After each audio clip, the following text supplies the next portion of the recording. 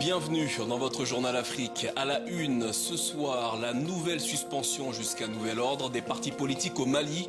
Décision du pouvoir qui invoque une raison d'ordre public avant la manifestation de l'opposition qui était prévue ce vendredi. Le démantèlement de l'USAID ne cesse d'avoir des conséquences sur le continent. Illustration ce soir avec un consortium de chercheurs africains directement affectés par le gel de l'aide américaine. Ce sujet, nous en parlerons également avec notre invité Thomas Melonio, chef économiste au sein de l'AFD. Enfin, 8 ans après le premier opus couronné de succès, le collectif Lamo Mali revient avec un nouvel opus, Lamo Mali Totem, un nouvel album afropop à l'énergie électrique qui rend hommage au maître de la Kora Toumani Diabaté, disparu en juillet 2024.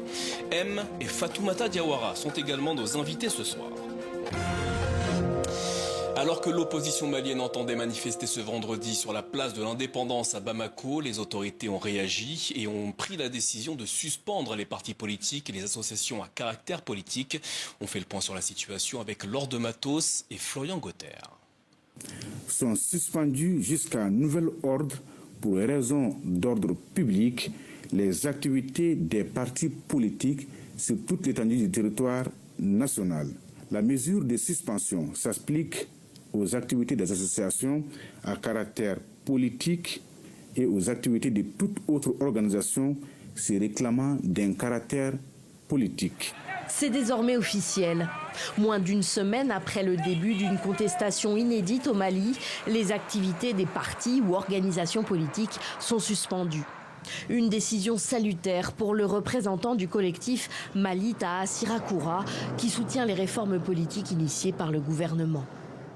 Je crois qu'il y avait un climat qui était un climat assez malsain qui commençait à se dessiner et qui nécessitait la prise d'une décision qui permette, comme on l'a dit, de ramener l'ordre dans le débat public et de permettre à chacun d'exprimer son point de vue en suivant la procédure qui est celle de l'adoption d'une nouvelle charte du multipartisme en République du Mali. Samedi, plusieurs centaines de personnes se sont rassemblées au Palais de la Culture de Bamako, au cri de « Vive la démocratie, à bas la dictature », un acte rare de protestation depuis l'arrivée au pouvoir des militaires.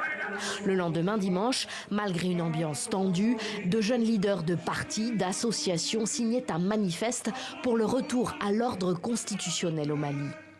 Parmi eux, Ibrahima Tamega, pour qui la suspension des partis politiques viole la Constitution pourtant promulguée en 2023 par le régime en place.